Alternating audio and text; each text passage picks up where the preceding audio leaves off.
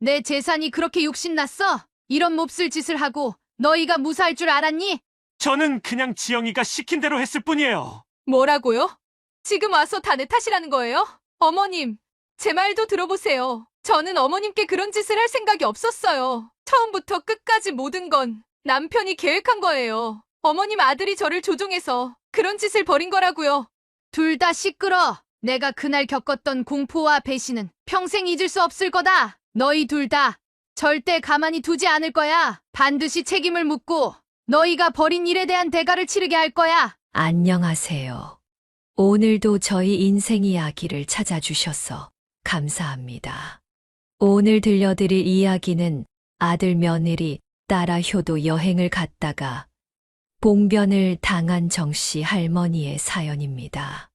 도대체 아들 며느리가 정씨 할머니에게 어떤 몹쓸 짓을 했는지, 그리고 정씨 할머니가 어떤 기막힌 복수를 했는지 벌써부터 궁금하지 않으세요? 영상을 시청하시기 전에 구독과 좋아요를 눌러주시면 저에게 큰 힘이 됩니다. 좋아요 먼저 한 번씩 꼭 부탁드릴게요. 그럼 지금부터 오늘의 사연 시작하겠습니다. 안녕하세요. 저는 정명자입니다.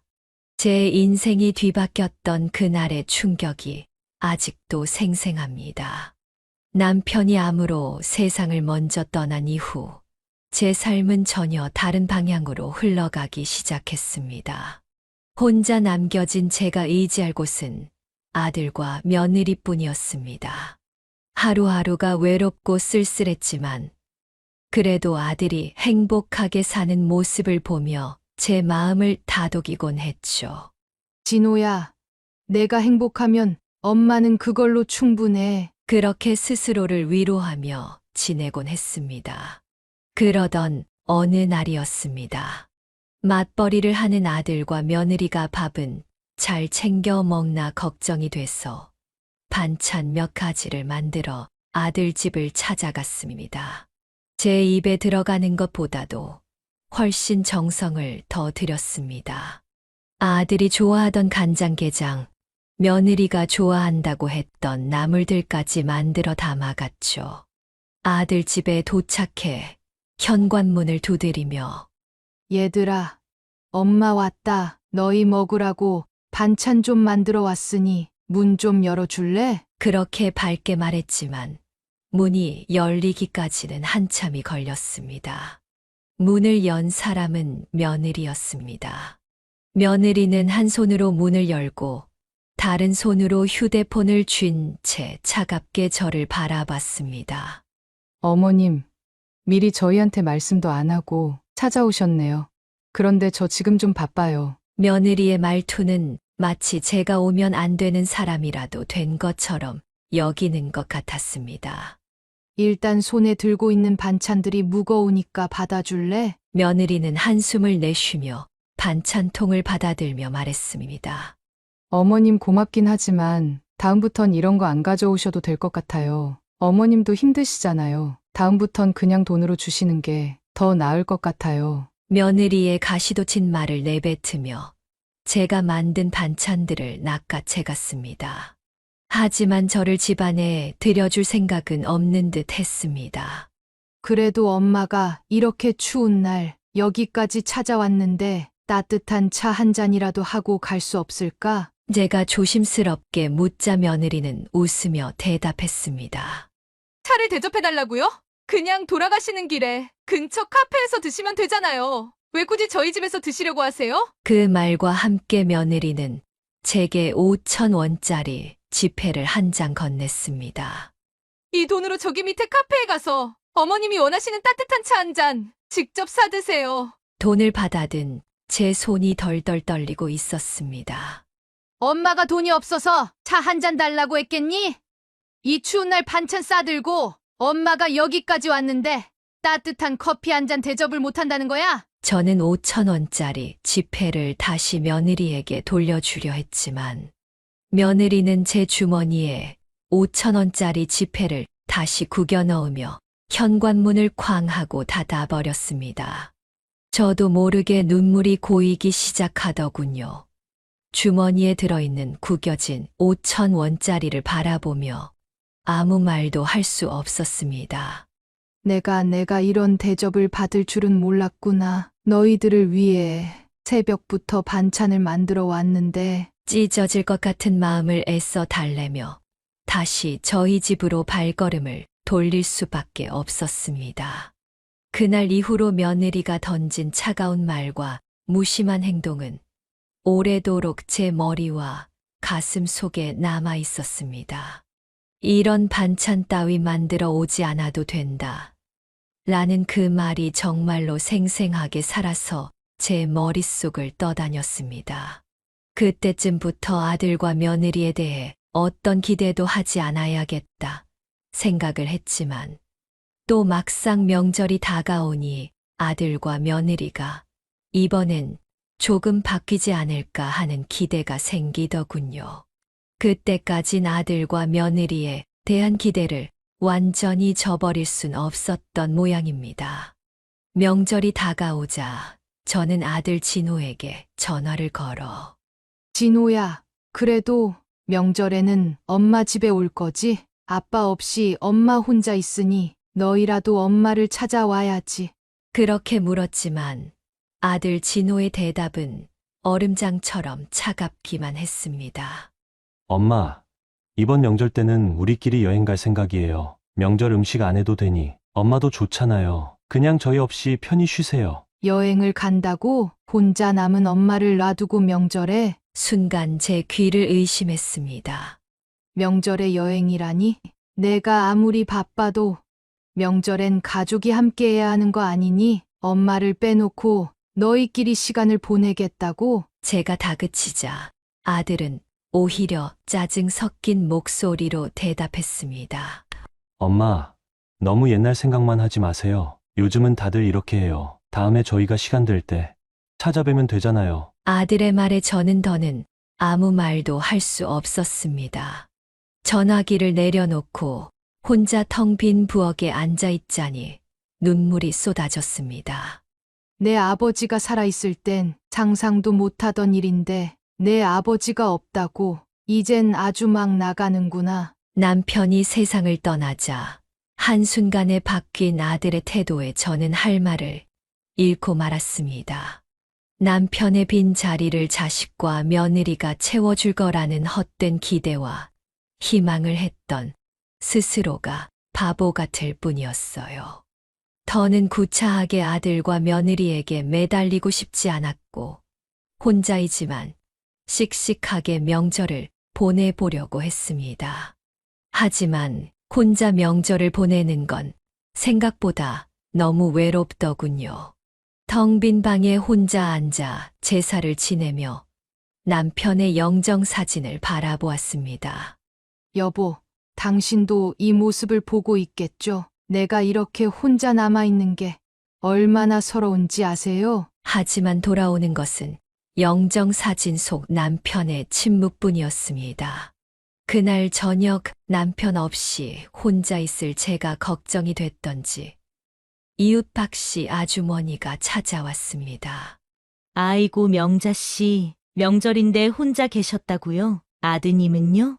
아드님이 명자씨한테 그렇게 잘하지 않았어요? 박씨 아주머니의 말에 어찌나 부끄럽던지 차마 고개를 들 수 없었습니다. 저 혼자 남겨두고 아들이랑 며느리가 자기들끼리 여행을 갔어요. 요즘은 다들 이렇게 한다며 저를 시대에 덜 떨어진 사람 취급하더라고요. 눈에 눈물이 고이는 저를 바라보며 박씨 아주머니가 제 손을 잡고 위로했습니다. 명자씨, 너무 참고만 살지 마세요. 아들한테 할 말은 하셔야 해요. 너무 명자씨가 고분고분하게 받아만 주니까 부모 알기를 우습게 아는 거잖아요. 이러다 명자씨만 더 힘들어질 거예요. 그 말에 울컥 눈물이 올라왔지만 애써 웃으며 대답했습니다. 그래도 내 아들이잖아요. 내가 이해해야지. 하지만 속으로는 제 자신이 얼마나 초라해 보였는지 모릅니다. 정말 내가 모든 걸 이해해주니 자식도 나를 우습게 아는 걸까? 그날 밤 아들과 며느리가 톡에 올린 사진을 보게 됐습니다. 며느리와 함께 찍은 여행 사진, 푸른 바다를 배경으로 활짝 웃는 그들의 얼굴, 사랑하는 사람과 함께하는 최고의 시간, 이라는 아들의 글을 읽으며 나는 아무 말도 할 수 없었습니다. 사랑하는 사람, 그럼 나는 너희 눈에 보이지도 않는 사람이구나. 손에서 휴대폰을 떨어뜨리고 말았습니다. 눈물이 멈추지 않았습니다. 엄마가 내 행복을 위해 모든 걸 바쳤는데 내가 정말 엄마를 이렇게 외면할 수가 있는 거니? 명절날 집에서 혼자 밥을 먹고 있는 지금의 현실이 더 아프게 느껴졌습니다. 앞으로 아예 아들 며느리와 연을 끊고 살아야겠다. 속으로 다짐을 하고 또 다짐을 했고 일절 연락 한 번 하지 않았어요. 당연하다는 듯이 아들 며느리에게서도 연락이 없었고요. 그런데 그로부터 몇 주 후 아들 진호에게서 갑자기 전화가 걸려왔습니다. 엄마, 요즘 어떻게 지내세요? 아들의 목소리를 듣는 순간 서러운 감정이 몰려왔지만 애써 담담한 척 말을 건넸습니다. 그냥 그럭저럭 잘 지내고 있지. 너희는 어떻게 지내니? 그러자 아들이 뜻밖의 말을 꺼냈습니다. 엄마, 이번 주말에 저희랑 강원도 양양에 다녀올래요? 바다도 보고 바람도 쐬고 오면 좋잖아요. 그 말을 듣고 순간 심장이 멎는 것 같았습니다. 얘들이 나를 데리고 여행을 가겠다고? 정말로? 설마 농담은 아니겠지? 저는 얼떨결에 대답을 하고 말았습니다. 정말이야? 엄마랑 같이 여행을 가자고? 아들은 웃으며 말했습니다. 네, 엄마. 지난번에 우리끼리 여행 간다고 섭섭해 하셨잖아요. 그러니 엄마도 함께 가요. 이번엔 엄마를 위한 여행이 될 거예요. 아들과의 통화가 끝나고 나서도 저는 한참 동안 멍하니 앉아 있었습니다. 나를 위한 여행이라니 정말 꿈만 같았어요. 마음속 한편에서는 설렘이 가득했지만 또 다른 한편에서는 묘한 불안감이 엄습했습니다. 이때까지 연락 한 통 없다가 왜 갑자기 나를 데려가겠다는 걸까? 내가 너무 서운해하는 걸 느껴서 그런 걸까? 그날 밤 이웃 박씨 아주머니를 찾아가 이야기를 꺼냈습니다. 박씨 아주머니, 우리 아들이 이번에 나랑 강원도 양양에 바다를 보러 가자는데요. 며느리가 먼저 제안을 했대요. 한동안 저를 없는 사람 취급했는데 이렇게 나를 신경 써주는 것 같아 너무 기뻐요. 그런데 박씨 아주머니는 제 이야기를 듣더니 순간 미간을 찌푸렸습니다. 명자 씨, 갑작스러운 태도 변화는 항상 조심해야 돼요. 그게 아들일지라도 말이에요. 사람은 쉽게 안 변하는 법이에요. 뭔가 꿍꿍이가 있을 수도 있어요. 나는 웃으며 고개를 저었습니다. 설마 그러겠어요? 제가 섭섭해했던 게 마음에 걸려서 그런 거 아닐까요? 하지만 박씨 아주머니는 단호한 표정으로 말을 이었습니다. 명자 씨, 지금부터 내 말 명심하세요. 아들이랑 며느리한테 너무 기대하지 말고 항상 말 조심하셔야 해요. 인생을 살면서 깨달은 게 있어요. 사람이 갑자기 돌변하는 건 항상 이유가 있더라고요. 박씨 아주머니의 말이 머릿속에 맴돌았지만 아들 며느리와 함께하는 첫 여행이 설레는 건 어쩔 수 없었습니다. 그리고 드디어 여행 당일이 되었습니다. 저는 새벽부터 일어나 짐을 쌌습니다. 오랜만에 설레는 마음으로 거울 앞에 섰어요. 오랜만에 가는 여행이니 멋지게 하고 가야지. 새로 산 블라우스를 꺼내 입고 장롱 속에 박혀있던 코트도 꺼내 입었어요. 그리고 아들과 며느리가 좋아할 만한 간식도 챙겼습니다. 아들 부부와 함께 차를 타고 강원도 양양으로 향하는 길. 차창 밖으로 보이는 풍경이 얼마나 아름답던지 마음이 조금씩 풀어졌습니다. 얘들아, 엄마가 너희랑 이렇게 여행을 가다니 꿈만 같구나. 제가 웃으며 말하자 며느리가 뒤를 돌아보며 웃었습니다. 어머님, 좋은 추억 많이 만들 수 있으실 거예요. 저희도 사실 항상 어머님이랑 좋은 시간 보내고 싶은 마음이 있었어요. 이번 기회에 그동안 쌓였던 오해도 풀었으면 좋겠어요. 그 말의 순간 눈물이 고일 뻔했습니다. 그리고 문득 이런 생각이 들더군요. 그래, 내가 너무 예민했나 보다. 우리 얘들이 이런 다정한 마음을 가지고 있었는데 내가 몰라봤었구나. 양양에 도착하자 탁 트인 바다, 풍경이 정말 장관이었습니다. 강원도 양양의 겨울 바다는 말 그대로 그림 같았습니다. 파란 하늘 아래 끝없이 펼쳐진 바다와 그 위에 살짝 내려앉은 햇살이 눈부시게 빛났습니다. 저는 모처럼 아들 며느리와 함께 시간을 보내는 기쁨에 젖어 이 순간이 영원했으면 좋겠다는 생각마저 들었습니다. 어머님, 여기 정말 예쁘죠? 여기 바다만큼 멋진 곳도 잘 없을 거예요. 며느리가 다정한 목소리로 말했습니다. 저는 며느리의 밝은 표정을 보며 마음 한구석이 뭉클해졌습니다. 아들 진호는 제 손을 꼭 잡으며 미소를 지었습니다. 엄마, 오늘 여기서 좋은 추억 만들어요. 저희가 다 준비했으니까 엄마는 그냥 마음 편히 즐기면 돼요. 그 말에 저는 눈시울이 살짝 뜨거워졌습니다. 아들이 이렇게 먼저 다가와 주는 게 얼마만인지 모르겠더군요. 바닷가를 따라 걷는 동안 저는 아들과 며느리가 준비해 준 도시락을 먹으며 웃음을 터뜨리곤 했습니다. 언제 이런 걸 다 준비했니? 고생 많았어. 며느리는 수줍게 웃으며 대답했습니다.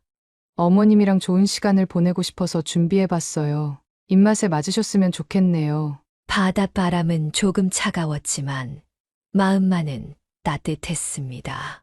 아들과 며느리가 함께 시간을 보내려는 노력이 느껴졌고 마치 오래전 가족이 행복했던 순간으로 돌아간 듯한 기분이 들었습니다. 다시 진짜 가족이 된 것 같구나. 속으로 이런 생각을 하며 오랜만에 행복한 미소를 지었습니다. 저녁 무렵 아들과 며느리는 설악산 근처 산장에 숙소를 잡았습니다. 나무로 지어진 작은 산장은 아늑하고 따뜻해 보였습니다. 산장 안으로 들어가자마자 벽난로의 불빛이 은은하게 빛나며 온기를 전해 주었습니다. 며느리는 방 한쪽에 제 짐을 내려놓으며 말했습니다. 어머님, 여기 경치 참 좋지 않아요? 저희가 어머님을 위해 준비한 곳이에요. 저는 숙소 창문 너머로 보이는 설악산의 설경에 감탄했습니다. 세상에, 여기 정말 멋지다. 마치 그림 속 한 장면 같구나. 창밖으로 보이는 산은 하얀 눈으로 뒤덮여 있고 달빛이 그 위를 은은하게 비추고 있었습니다. 하지만 그 평온은 오래 가지 않았어요. 산장에서 아들 며느리와 함께 저녁 식사를 하던 도중 아들이 갑자기 등산 이야기를 꺼냈기 때문입니다. 엄마, 내일 새벽에 같이 설악산 등산 가야 하니 오늘은 일찍 주무세요. 정상까지는 아니더라도 중턱까지만 가도 정말 멋진 풍경을 볼 수 있거든요. 아들은 설레는 듯 말하며 저를 쳐다보았습니다. 저는 몹시 당황했습니다. 등산을 가자고? 엄마 나이가 있는데 체력이 되겠니? 그리고 눈도 엄청 많이 왔잖아. 등산화도 없고 옷도 얇아서 안 돼. 엄마는 그냥 여기서 이런 멋진 풍경을 보는 것만으로도 충분하단다. 저는 웃으며 조심스럽게 아들의 제안을 거절했어요. 그러자 며느리가 밝은 목소리로 끼어들었습니다. 어머님, 저도 등산은 잘 못하는데 같이 천천히 올라가면 괜찮을 거예요. 설악산의 겨울 풍경이 정말 멋지다던데 어머님께 꼭 보여드리고 싶어요. 며느리는 제 손을 잡으며 간절한 표정을 지었습니다. 저는 그 말을 듣고 머뭇거렸습니다. 마음 한편에서는 아들 며느리와 함께 좋은 추억을 만들고 싶었지만 다른 한편으로는 제 체력이 걱정이 됐습니다. 더군다나 눈이 한가득 쌓인 겨울 설사는 도저히 자신이 없었거든요. 길이 미끄럽지는 않을까? 너희랑 좋은 추억을 만들고 싶긴 하지만 조금 걱정이 돼서 그래. 아들은 그런 제 걱정을 가볍게 흘려보냈습니다. 엄마, 걱정하지 마세요. 우리가 옆에서 도와드릴게요. 그리고 중간에 힘들면 언제든 쉬면 되잖아요. 그러자 며느리가 서운한 표정을 지으며 말을 덧붙였습니다. 어머님, 저희 마음을 몰라주면 섭섭하죠. 저희가 앞으로 어머님이랑 잘 지내고 싶어서 이렇게까지 노력했는데 저희 노력을 모른 채 하실 건 아니시죠? 그러지 말고 저희랑 같이 좋은 추억 만들어 봐요. 어머님도 분명 좋아하실 거예요. 자신들의 노력을 모른 채 하지 말아달라는 말을 들으니 차마 더는 거절할 수가 없었습니다. 그래, 알겠다. 너무 무리하지 않는 선에서 해보자. 하지만 엄마가 힘들다고 말하면 너희가 이해해줘야 한다. 그럼요, 어머님. 며느리가 환히 웃으며 대답했고 아들도 만족스러운 표정으로 고개를 끄덕였습니다. 마음속에 여전히 작은 불안감이 남아 있었지만 그들의 기대를 저버릴 수 없었습니다. 그래.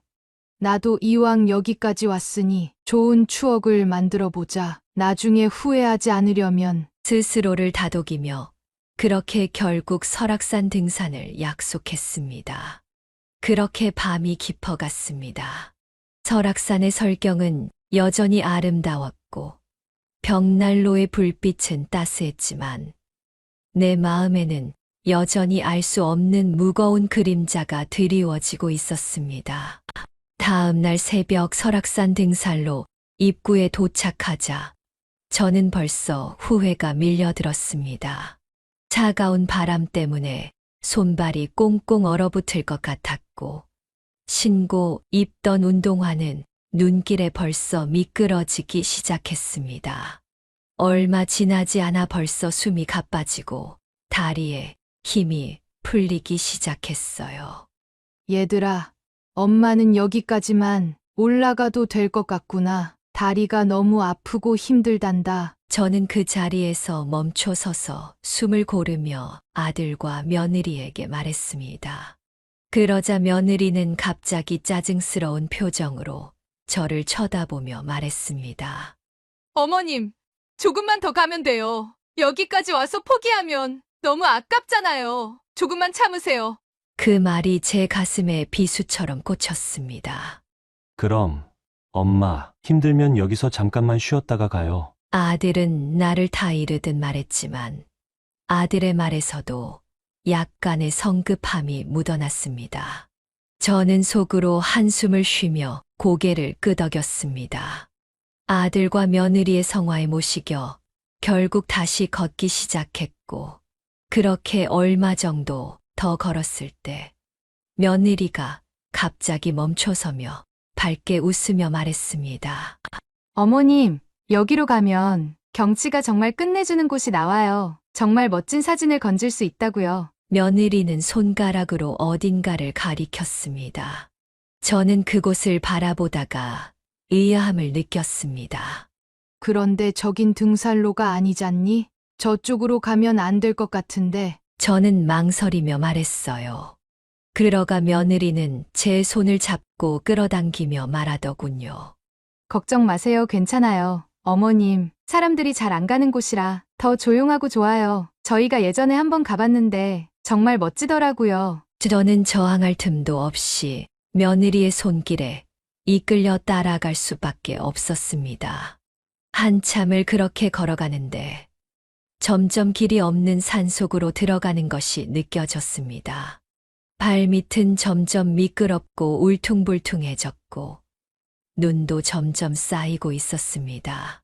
얘들아, 엄마는 너무 힘들다. 도저히 안 되겠어. 여기서 잠깐만 쉬었다. 다시 돌아가자. 아픈 무릎을 잡고 한참을 주저앉아 숨을 골랐습니다.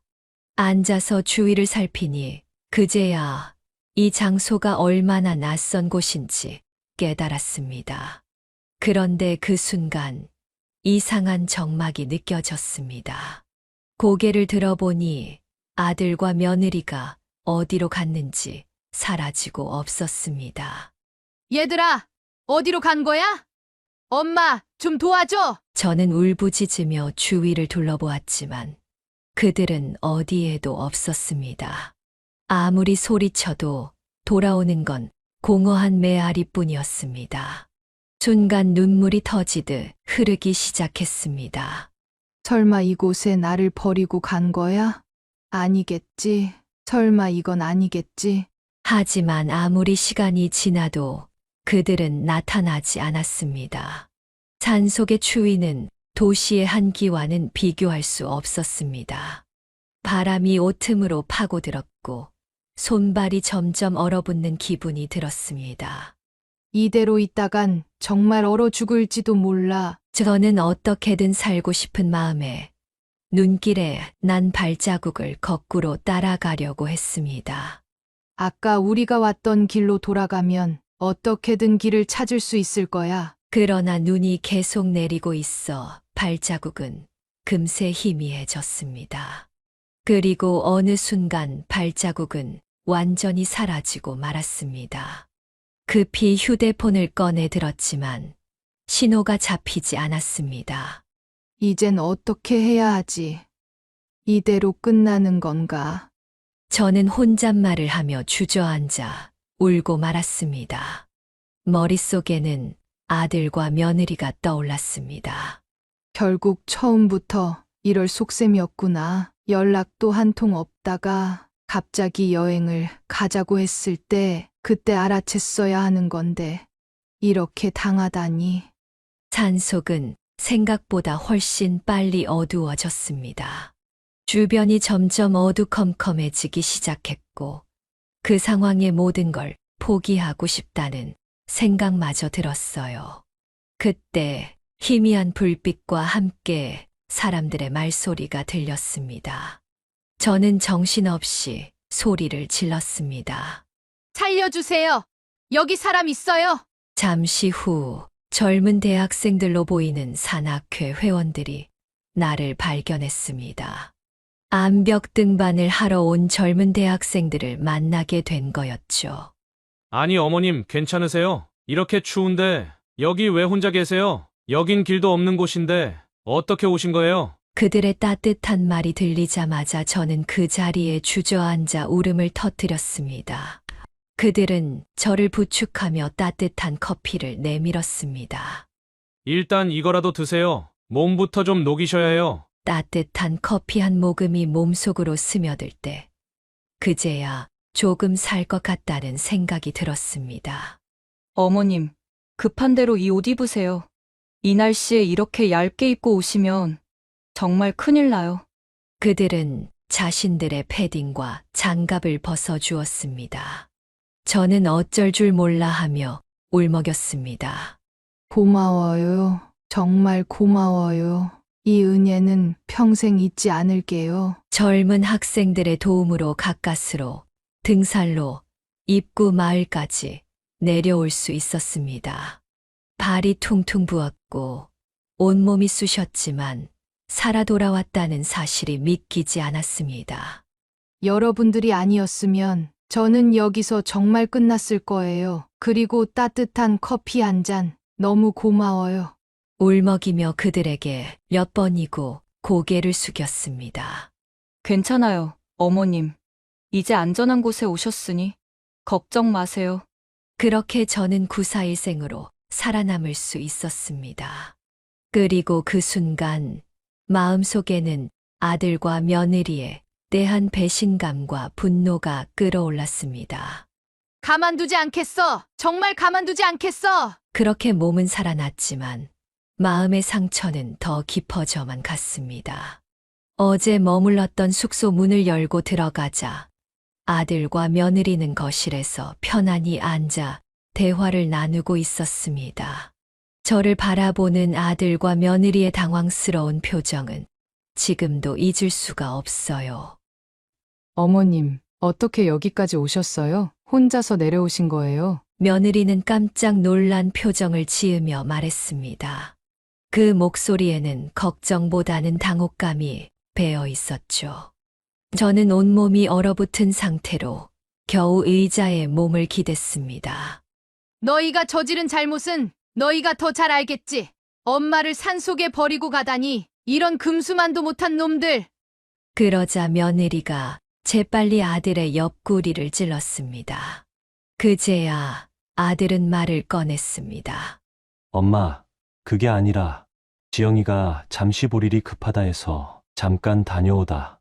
저희도 길을 잃었어요. 저희가 어떻게 엄마를 버리겠어요. 경찰에도 연락을 해놨었다고요. 며느리는 이내 저에게 다가와 손을 잡으며 걱정스러운 표정을 지어 보였습니다. 어머님, 정말 죄송해요. 저희가 잠깐 자리를 비운 사이에 이런 일이 생길 줄은 몰랐어요. 너무 놀라셨죠? 하지만 그 표정에는 진정성이 느껴지지 않았습니다. 저는 며느리의 손을 뿌리치며 차갑게 말했습니다. 잠깐 헤어졌다고 너희가 나를 산속에 두고 도망간 거잖아. 내가 여기까지 오는 동안 죽을 뻔했어. 그동안 너희는 여기서 뭐 했니? 어떻게 이렇게 태어날 수 있어? 며느리는 당황한 듯 고개를 숙이며 말했습니다. 저희도 정말 당황했어요. 절대 일부러 어머님을 버린 건 아니에요. 저희가 얼마나 걱정을 했다고요. 그 말을 들으니 가슴 속에 치밀어 오르는 분노를 도저히 억누를 수 없었습니다. 너희가 내 걱정을 했다고? 그런데 왜 나를 찾아 나서지도 않고 여기서 웃고 떠들고 있었니? 내가 오늘 얼마나 고생했는지 너희들은 상상도 못할 거야. 아들은 얼굴이 창백해지며 억지로 변명을 늘어놓았습니다. 엄마, 저희가 뭘 어쩌겠어요. 저희도 똑같이 길을 잃어서 정신이 없었어요. 저는 아들의 말을 가로막으며 외쳤습니다.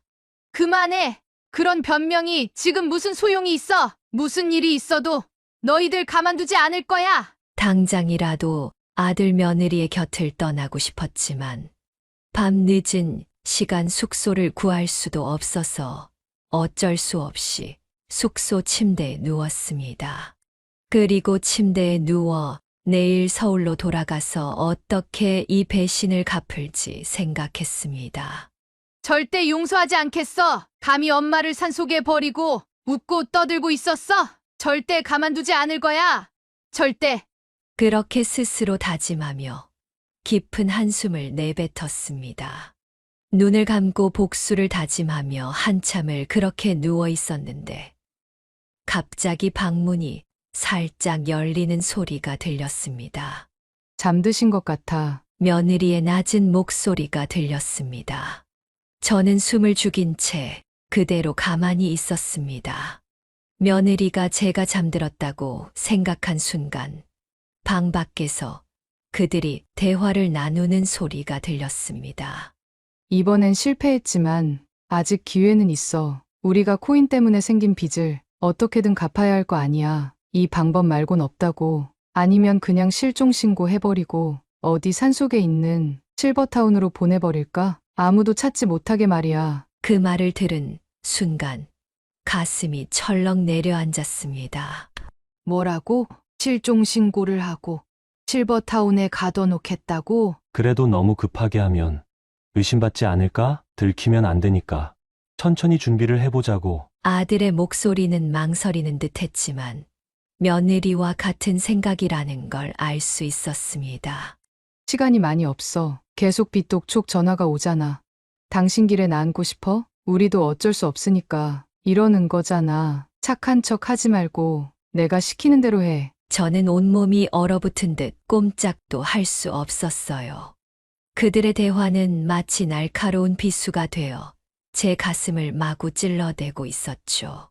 순간 저는 떨리는 손으로 휴대폰을 집어 들었습니다. 아들과 며느리가 제가 깨어 있다는 걸 눈치채지 못하게 천천히 조심스럽게 움직였어요. 그리고 핸드폰의 녹음 버튼을 눌렀습니다. 어떻게든 증거를 남겨놔야지만 제가가 느끼는 이 고통과 배신을 증명할 수 있을 것 같았기 때문입니다.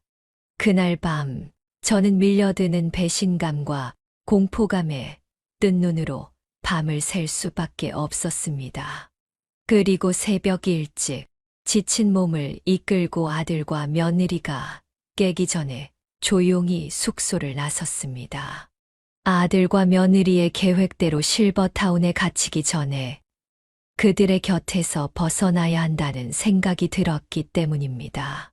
조용히 숙소 문을 나와 산장 앞에 서니 차가운 아침 공기가 얼굴을 스쳤고 그 차가움 속에서 오히려 마음이 더욱 단단해지는 걸 느꼈습니다. 고속버스 첫 차를 타고 무사히 서울로 돌아왔고 서울에 도착하자마자 저는 곧장 경찰서를 찾았습니다. 제가 신고할 일이 있어서 찾아왔습니다. 제가 어제 겪은 일을 이야기하고 싶어요. 경찰관은 저를 안내하며 자리에 앉혔고 저는 천천히 모든 일을 빠짐없이 말했습니다. 아들과 며느리가 저를 산에 데려갔습니다. 그런데 저를 버리고 사라졌어요. 저는 산속에서 길을 잃고 죽을 뻔했습니다. 그런데도 그들은 숙소에서 태연히 웃고 있더군요. 이건 단순한 실수가 아니에요. 이건 명백한 고의입니다. 경찰관은 진지하게 제 말을 들으며 기록했습니다. 혹시 그들이 어머니께 위협이 될 만한 행동이나 말을 한 적이 있나요? 그 질문에 저를 억지로 산에 데리고 갔을 때 제가 느꼈던 불안감과 어젯밤 엿들은 대화를 떠올렸습니다. 제가 녹음해둔 게 있습니다. 며느리가 이번엔 실패했으니 실버타운에 보내야 한다고 말했어요. 아들도 그 말에 동조했어요. 제가 다 들었고 녹음도 해놨습니다. 저는 핸드폰을 꺼내 녹음 파일을 재생했습니다. 여기에 모든 내용이 다 들어있어요. 그들이 저를 일부러 버렸다는 사실, 그리고 저를 실종 신고하고 재산을 가로챌 계획을 세운 것까지 모든 내용이 다 들어있어요. 녹음 파일에서 들려오는 그들의 목소리는 날카롭게 조사실 안을 울렸습니다. 아무도 찾아올 수 없는 산속, 실버타운으로 보내는 게 제일 깔끔해. 재산만 정리하면 돼. 그 목소리가 울려 퍼질 때마다 나는 눈을 감고 싶었습니다. 아들과 며느리가 이런 말을 했다는 사실이 다시 한번 날카로운 칼이 되어 가슴을 찔렀습니다. 하지만 이젠 울지 않았습니다. 이건 그들에게 복수를 하는 첫걸음이었고 제 스스로를 지키기 위한 행동이었으니까요.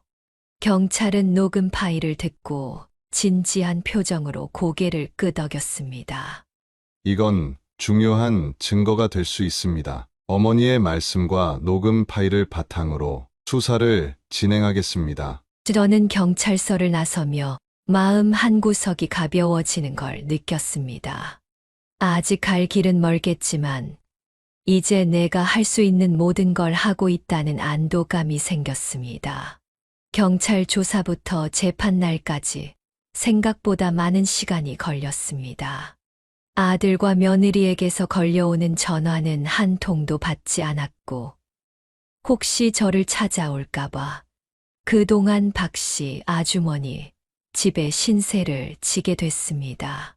그리고 몇 달 후 재판 당일 법정 안은 싸늘한 긴장감으로 가득 차 있었습니다. 저는 떨리는 손을 꼭 잡으며 눈앞에 서 있는 아들과 며느리를 바라보았습니다. 그들은 나란히 서 있었지만 서로를 차가운 눈빛으로 쏘아보고 있었습니다. 판사가 사건의 전말을 묻자 며느리가 먼저 입을 열었습니다. 존경하는 재판장님, 이 모든 계획은 남편인 그 사람이 세운 겁니다. 저는 어쩔 수 없이 따랐을 뿐이에요. 며느리는 떨리는 목소리로 자신이 피해자라는 듯 이야기했습니다. 저는 시어머님을 존경하고 사랑합니다. 남편의 강요 때문에 어쩔 수 없이 가담한 것뿐이에요. 그 말에 아들은 고개를 돌려 며느리를 노려보았습니다. 뭐, 그게 무슨 소리야? 당신이 먼저 어머니를 버리자 했잖아. 당신이 우리 집을 담보로 대출받은 돈을 모두 코인에 다 날려버렸어. 이런 일이 생긴 거 아니야? 나는 그저 당신에게 조종당했을 뿐이야. 아들은 재판장에게 애원하듯 말했습니다. 존경하는 재판장님, 저는 정말 어머니를 그렇게 할 마음이 없었습니다. 다만 아내의 계속된 설득과 압박에 어쩔 수 없이 동참한 것뿐입니다. 그들의 말이 오갈수록 내 가슴은 점점 무거워졌습니다. 이제는 서로에게 책임을 떠넘기기 바쁘구나. 잘못했다고 말하는 사람이 한 명도 없다니. 재판장이 그들에게 녹음 파일에 대한 질문을 던지자 며느리는 당황한 기색을 감추지 못했습니다. 그건 그저 농담처럼 한 말이에요. 저는 진심으로 그런 일을 하려던 게 아닙니다. 며느리는 억울하다는 표정으로 변명했습니다. 아들도 녹음 파일에 대해 해명하려 했지만 말끝을 흐렸습니다. 그때는 그냥 아내와 이야기하다가 그런 얘기가 나왔던 것뿐입니다. 깊은 뜻은 없었습니다. 하지만 아들의 목소리에는 불안이 가득했고 재판장은 냉정하게 그들의 말을 받아들였습니다. 재판장은 조용히 그들의 진술을 듣고는 말했습니다. 두 사람의 진술은 서로에게 잘못을 떠넘기고 있습니다. 하지만 녹음 파일과 제출된 증거를 보면 두 사람 모두 어머니를 의도적으로 위험에 빠뜨리고 재산을 가로채려는 계획에 가담한 것이 분명합니다. 지금 이 순간까지도 전혀 반성하지 않고 있는 피고인들에겐 처벌이 불가피하다고 판단됩니다. 결국 판사는 며느리에게 징역 3년, 아들에게 징역 2년을 선고했습니다. 그들이 각각의 판결을 듣는 순간 아들과 며느리는 서로를 탓하며 언성을 높였습니다. 너 때문이야! 내가 이딴 계획만 세우지 않았어도 이렇게 되지 않았어! 너도 좋다고 어머니 버리자고 했잖아. 내가 억지로 강요한 게 아니잖아. 그들의 비난과 다툼을 들으면서 나는 눈을 감았습니다. 나한테 미안하다, 죄송하다는 말 한마디만 했었더라도 선처를 해줬을 텐데. 저는 조용히 자리에서 일어나 법정을 나섰습니다. 그렇게 저는 그날의 재판을 끝으로 제 손에서 그들을 내려놓기로 결심했습니다. 무자식 상팔자라는 말이 틀린 말이 아니구나. 이젠 누구에게도 의지하지 않고 스스로 내 인생을 찾아 나서야겠어. 마음속으로 다짐하며 법정을 뒤로 하고 천천히 걸음을 옮겼습니다. 재판이 끝난 뒤 저는 아무것도 손에 잡히지 않았습니다. 텅 빈 집안에 앉아 있으면 문득문득 법정에서 아들과 며느리가 서로를 탓하며 날리던 언성이 귓가에 맴도는 것 같았습니다. 어떻게 우리 아들이 저렇게까지 변했을까? 아들을 잘못 키운 내 잘못인 걸까? 혼자 있는 시간이 길어질수록 마음은 점점 무거워졌습니다. 그래도 어떻게든 일상을 되찾기 위해 애쓰려고 했습니다. 아침이면 부엌에 서서 살면서 해본 적 없던 새로운 음식을 만들어 보기도 하고 베란다 화분에 물을 주며 시간을 보내기도 했습니다. 하지만 손을 움직이는 동안에도 마음속에서는 계속해서 허무함과 배신감이 밀려왔습니다. 그렇게 하루하루를 견디며 살아가던 중 어느 날 우편함에서 낯익은 필체가 적힌 편지 한 통을 발견했습니다. 아들의 이름이 쓰여 있었습니다. 떨리는 손으로 편지를 뜯었습니다. 안에 적힌 글씨는 아들의 다급한 마음이 그대로 묻어나오는 듯했습니다. 엄마, 정말 잘못했어요.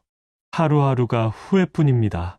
여기 감옥에서도 부모를 버린 사람으로 찍혀서 죄수들 사이에서 사람 취급도 못 받고 있어요. 모두가 저를 괴롭히고 손가락질해요. 너무 힘듭니다.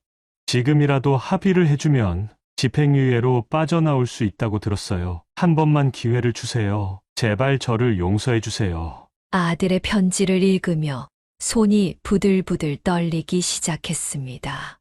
겉으론 진심으로 용서를 구한다면서도 결국 합의를 보기 위해 편지를 보냈다는 생각이 들었기 때문입니다.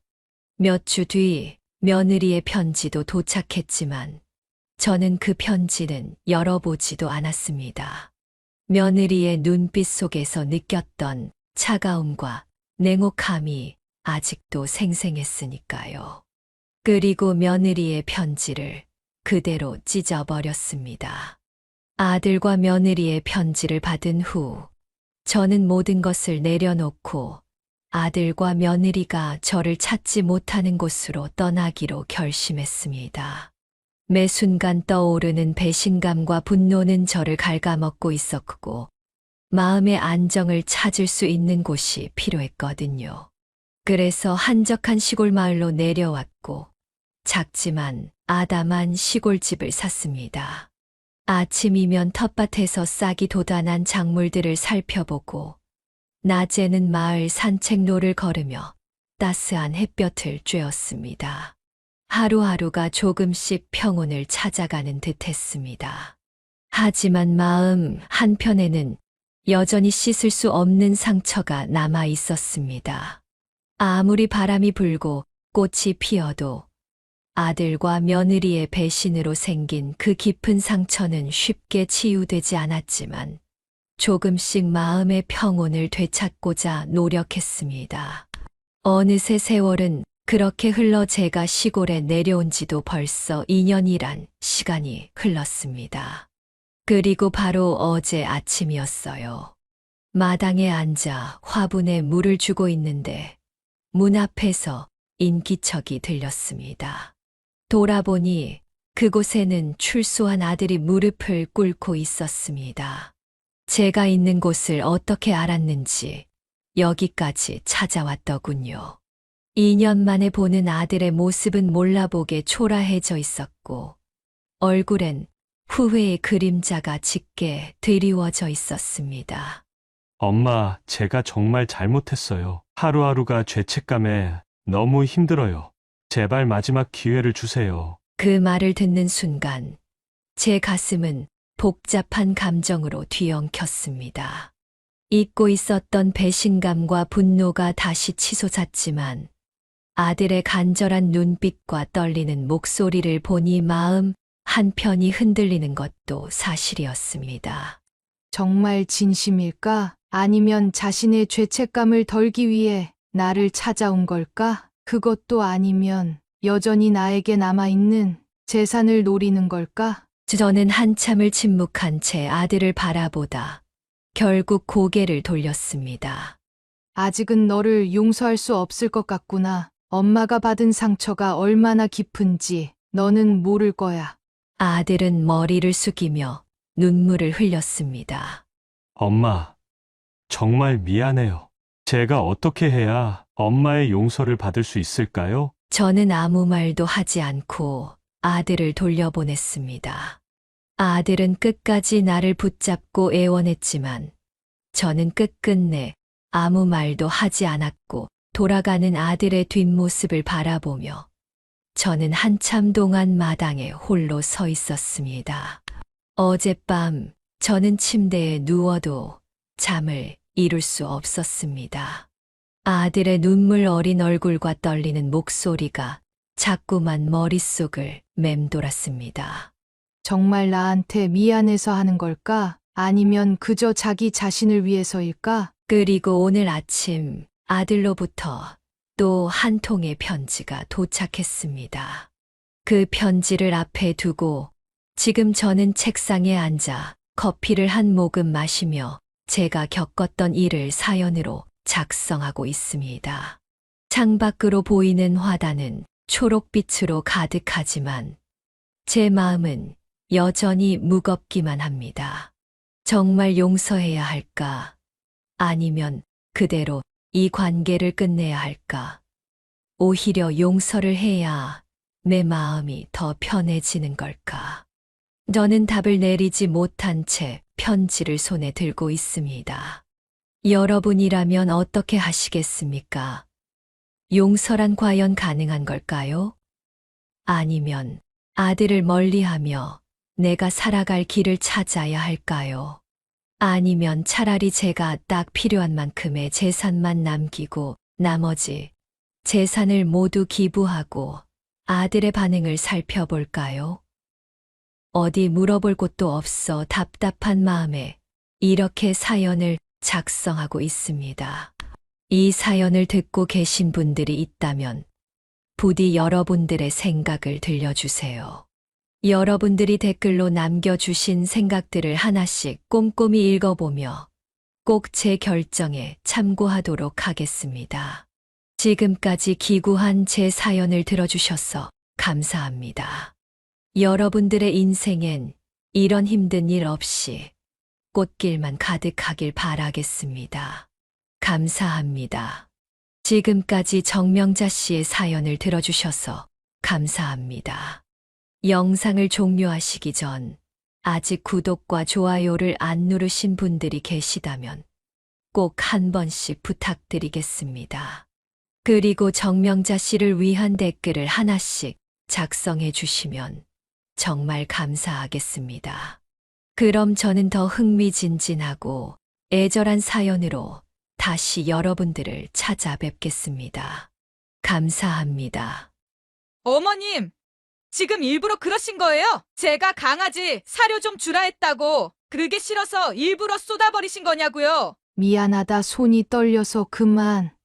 그러게 제가 분명히 적당히 담으라고 했잖아요. 왜 항상 제대로 하시는 게 하나도 없어요? 정말 미안하다. 일부러 그런 건 아니야. 미안하다는 말로 끝날 일이에요. 맨날 실수만 하고 미안하다 한마디면 다 해결된다고 생각하시죠? 정말 미안해. 다음엔 더 조심할게. 다음이요? 다음은 없어요. 이제부터 아예 저희 집엔 오시지 마세요. 이런 것도 하나 제대로 못 하시면서 왜 오신 거예요? 미안하다는 말은 필요 없으니 제발 다시는 오지 마세요. 어머님이 오시면 제가 미쳐버릴 것 같으니까요. 오늘 들려드릴 이야기는 아들 집에 손주 구경하러 갔다 봉변을 당한 최 씨 할머니의 사연입니다.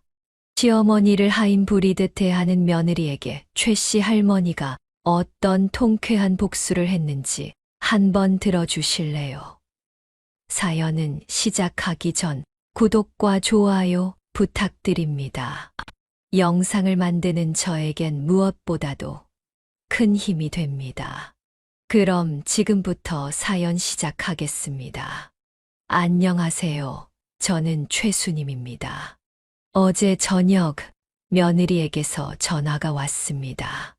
전혀 예상하지 못한 일이었죠. 보통은 자기 필요할 때만 연락을 하는 며느리인데 그날은 갑작스레 내일 손주 아람이를 보러 오라고 말하는 겁니다. 어머님, 내일 바쁘세요? 바쁘신 일 없으시면 내일 아람이 보러 저희 집에 오세요. 그 말의 순간 어안이 벙벙했습니다. 무슨 바람이 불었는지 궁금했죠.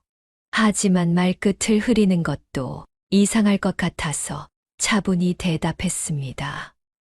그래. 내일 별 다른 일 없으니 잠시 들릴게. 전화를 끊고 나니 마음 한편이 찝찝했습니다. 평소 며느리가 보여줬던 태도가 떠올랐거든요. 항상 필요할 때만 저를 찾았으니 이번에도 분명 무슨 속셈이 있을 거라는 생각이 들었습니다. 게다가 아들의 집에 가는 건 늘 불편한 일이었습니다. 손주는 보고 싶지만 며느리의 차가운 태도와 형식적인 대접이 떠오르며 마음이 무거워졌습니다. 그 다음 날 아침 저는 손주를 위해 치킨과 피자를 사려고 동네 마트에 들렀습니다.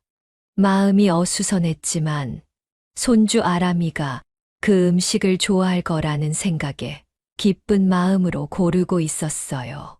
그때 제가 운영하는 김밥집 단골 손님인 박씨 아주머니를 마주쳤습니다.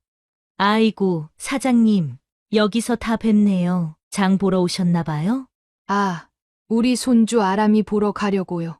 빈손으로 가긴 그랬어. 아람이가 좋아하는 치킨을 좀 사가려고요. 그 말을 들은 박씨 아주머니가 눈을 반짝이며 말했습니다. 손주 보러 가신다니 얼마나 좋을까요? 저는 우리 아들이 주말에 찾아온다길래 반찬거리 좀 사러 왔어요. 우리 아들은 찾아오지 말라고 해도 1~2주에 한 번씩은 꼭 저희 집에 찾아와요. 손주들도 데리고 오고 말이에요. 아주 시끌벅적하다니까요. 그 말에 제 마음이 순간 찌릿했습니다. 박씨 아주머니의 자랑이 부럽기도 하고 씁쓸하기도 했기 때문입니다. 저는 대충 미소를 지으며 대답했습니다. 자식이 자주 찾아온다니 좋으시겠어요. 손주들도 자주 보고 말이에요. 저는 속으로 복잡한 생각이 들었습니다. 제 아들은 결혼 후 제 집에 한 번도 찾아온 적이 없었거든요. 그때 문득 몇 년 전 명절 때가 떠올랐습니다. 아들이 결혼을 하고 맞는 첫 명절 때 우리 아들에게 명절 때 몇 시쯤 집에 올 거니? 엄마가 맛있는 거 많이 만들어 놓을게. 라고 했더니 아들은 저에게 이렇게 말했었죠. 그냥 어머니가 여기로 오세요. 집도 가까운데 굳이 왜 오라고 하세요? 그 말에 저는 얼마나 서운했던지 모릅니다. 그냥 따뜻하게 그럴게요. 어머니, 한마디만 해도 좋았을 텐데 아들은 저에게 항상 차갑고 냉담했죠. 그 기억이 갑자기 떠오르자 가슴이 답답해졌습니다. 그때 기억이 떠올라 서운하면서도 손주를 보고 싶다는 생각 하나로 아들 집에 종종 찾아가곤 했어요. 그것도 그나마 며느리가 허락을 해줘야 가능한 일이었고요. 아들 집에 도착했을 때 며느리가 문을 열어주며 말했습니다. 어머님, 오셨어요? 우리 아람이가 어머님을 계속 기다리고 있었어요. 손주 아람이가 손에 장난감을 들고 기쁜 얼굴로 뛰어나왔습니다. 아람아, 할머니가 내가 좋아하는 치킨이랑 피자를 사왔어. 우와, 진짜요? 할머니 최고예요. 할머니밖에 없어요. 아람이는 두 팔을 흔들며 너무나도 좋아했습니다. 그 모습을 지켜보는 저는 흐뭇한 웃음이 나왔습니다. 하지만 그 순간 며느리가 제 손에 들린 피자 상자와 치킨 봉지를 보더니 얼굴을 찌푸렸습니다. 어머님, 이런 걸 왜 사오셨어요? 아람이한테 기름진 음식은 안 좋아요. 요즘 살도 많이 찐 것 같고 기름진 건 소화도 잘 못 시킨다고요. 며느리는 잔소리를 늘어놓으며 제 손에서 치킨과 피자 상자를 낚아채 갔습니다. 저는 순간 당황스러워 멍하니 서 있을 수밖에 없었습니다. 적어도 가져간다 말이라도 하면서 가져갔으면 모르겠지만 아무 말도 없이 제가 손에 쥐고 있는 음식들을 그렇게 가져가니 어이없는 태도에 불쾌감이 밀려왔습니다. 아람이가 좋아하는 음식이라 일부러 사온 건데 매일 먹는 것도 아니잖니. 어쩌다 한 번쯤은 괜찮지 않을까? 제가 조심스레 물었습니다. 그럴 수도 있겠지만 제가 아람이 먹는 거에 얼마나 신경 쓰는지 모르세요? 아람이 건강을 위해서 이런 음식은 피해야 해요. 며느리는 냉정한 목소리로 대꾸했습니다. 그러더니 아람이를 향해 말했습니다. 아람아, 너는 내 방에 들어가서 장난감 갖고 놀아. 할머니가 조금 있다 놀아주실 거야. 아람이는 서운한 얼굴로 방으로 들어갔고 저는 손주와 함께 보내고 싶었던 작은 순간마저 빼앗긴 것 같아 마음이 답답해졌습니다. 그런데 그때 더 당황스러운 일이 벌어졌습니다. 며느리가 부엌 식탁에 앉아 피자와 치킨을 꺼내더니 혼자 먹기 시작한 겁니다. 저는 순간 눈을 의심했습니다. 아까는 아람이에게 기름진 걸 먹이면 안 된다며 저를 타박하던 사람이 아니었나요? 너 아까 치킨이랑 피자 아람이한테 안 좋다면서 내 혼자 먹고 있으면 어쩌자는 거니? 제가 조심스럽게 물었습니다. 며느리는 손을 멈추지 않은 채로 대답했습니다. 그럼 버릴 수도 없잖아요. 아람이는 아직 어려서 못 먹게 한 거고, 저는 어른이니 상관없잖아요. 그 말에 저는 말문이 막혔습니다.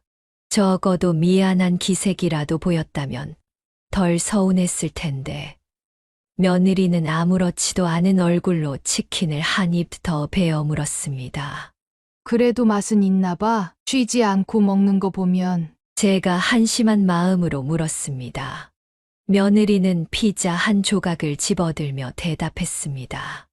먹을만은 하네요. 어머님도 드시고 싶으시면 드세요. 그 말에 저는 더 이상 할 말을 잇지 못하고 고개를 떨궜습니다. 그저 손주를 위해 사온 음식과 제 성의를 이렇게 대하는 며느리의 태도가 서글프기만 했습니다. 치킨을 한참 뜯어 먹던 며느리는 뻔뻔한 태도로 집안일을 저에게 요구하기 시작했습니다. 어머님, 제가 요즘 너무 피곤해서요. 사실 오늘 어머님을 부른 것도 도움 좀 받으려고 했던 거예요. 도움이라고? 아람이 보러 오라면서. 저는 순간 당황하며 되물었습니다. 네. 아람이랑 놀아주는 것도 좋은데 집안일도 좀 같이 봐주시면 좋겠어요. 제가 워낙 바빠서 요즘 너무 피곤해요. 친구들 얘기 들어보니 시어머니께서 다들 집안일 도와준다 하더라고요. 그래서 저도 부탁 한번 드려봤어요. 그 말에 저는 화가 치밀었지만 며느리와의 관계를 망가뜨리고 싶지 않아 속으로 화를 꾹 참았습니다.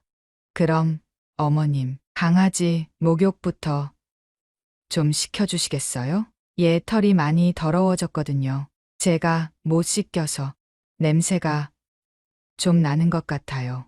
며느리는 당연하다는 듯 저에게 지시를 내렸습니다. 손주를 보러 온 할머니에게 집안일을 부탁하는 며느리의 뻔뻔함은 너무 당황스러웠지만 작은 부탁 하나쯤 들어주고 손주 아람이와 즐거운 시간을 보내야겠다는 생각이 들었습니다. 욕실에서 강아지를 씻기며 저는 서글픈 마음을 애써 달랬습니다. 그러나 며느리는 그마저도 지적질을 시작했습니다. 어머님, 물 온도 너무 차갑지 않게 하셔야 해요. 얘 감기 걸리면 안 돼요. 저는 물 온도를 조절하며 말했습니다. 알겠다. 이 정도로 하면 되겠니? 그러나 며느리는 꼼꼼히 좀 씻겨주세요. 이쪽 털도 좀 더 문질러야겠네요. 라며 계속 잔소리만 늘어놓았습니다. 목욕이 끝난 후 며느리는 강아지 사료를 가져다 주며 밥도 챙겨주시겠어요? 제가 또 할 일이 많아서요. 라고 말했습니다. 저는 사료를 그릇에 담으며 마음속으로 점점 더 화가 치밀었습니다. 손주 앞에서 큰 소리를 내며 다투고 싶진 않았고 오늘 이후로 2번 다시 이 집에 발을 들이지 말아야겠다 싶었죠. 그러나 사료를 그릇에 담던 중 며느리가 또 다가와 말했습니다. 어머님, 왜 이렇게 많이 담으세요? 얘 살찌면 어쩌려고요? 그녀의 끝없는 지적에 손이 떨리기 시작했고 결국 그만 사료 그릇을 엎질러 버렸습니다. 어머님, 지금 제가 한 말이 마음에 안 들어서 일부러 그러신 거예요? 며느리는 화를 내며 소리를 질렀습니다. 미안하다. 일부러 그런 건 아니야. 제가 진심으로 사과했지만 며느리는 전혀 받아들이지 않았습니다. 어머님, 저 진짜 이해가 안 가요. 일부러 그러신 게 아니라고요. 이 간단한 걸 하나 제대로 못 하시는 거예요. 제가 아까 그렇게 적당히 담으라고 말씀드렸잖아요. 그녀는 바닥을 쏟아진 사료를 손가락으로 가리키며 마치 제가 엄청난 죄를 지은 사람처럼 몰아붙였습니다. 제 손은 여전히 떨리고 있었지만 목소리를 가다듬어 다시 말했습니다. 아니야. 일부러 그런 게 아니야. 그냥 손이 미끄러졌어. 미안하다. 그러나 며느리는 제 말을 들을 생각조차 없다는 듯 얼굴을 찡그리며 말했습니다.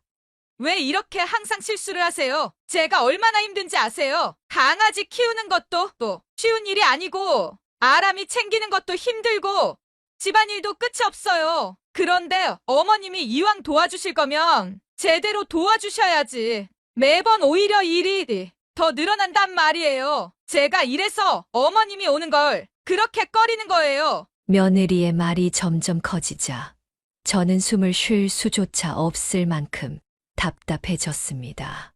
한두 마디로 끝낼 줄 알았던 그녀의 말은 점점 더 저를 몰아붙이고 있었습니다.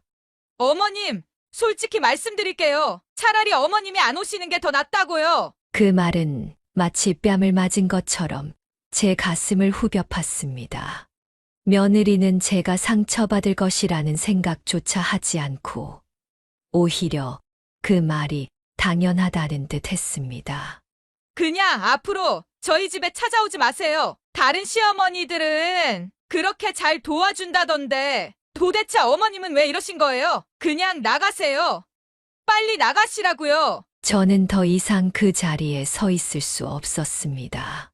제가 뭘 그렇게 잘못했나 생각했지만 며느리의 태도에서는 제 사과를 받아줄 기미도 찾을 수 없었습니다. 그래, 앞으로는 이 집에 찾아오지 않는 게 너희들한테도 나한테도 좋겠구나. 제가 한 말이 제대로 들렸는지도 모르겠습니다. 문을 나서며 뒤도 돌아보지 않았습니다. 손주가 부르는 소리가 희미하게 들렸지만 그 소리마저도 며느리의 목소리에 묻혀버렸습니다. 집으로 돌아오며 저는 억울함과 서러움에 눈물을 흘리고 말았습니다.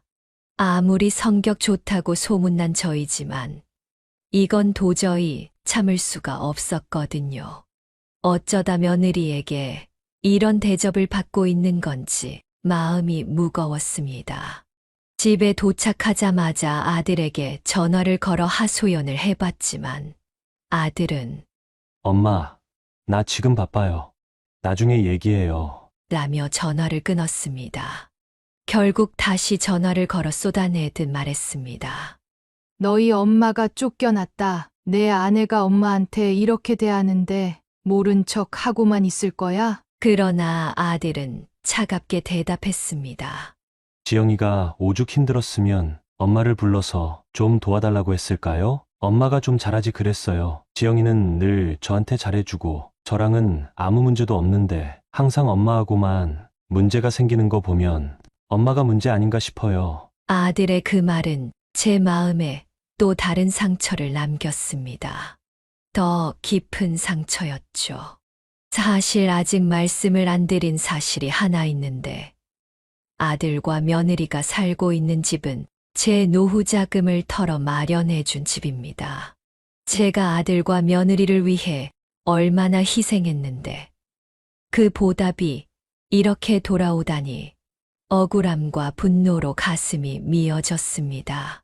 저는 더 이상 바보처럼 가만히 있을 수 없었습니다. 아들과 며느리의 태도가 제 마음을 너무나도 무겁게 짓누르고 있었으니까요. 그동안 속으로 얼마나 많은 참을성을 발휘해왔는지 모릅니다. 그들이 저에게 보여준 무관심, 차가운 태도, 때로는 마치 제가 아랫사람인 양대하는 모습들.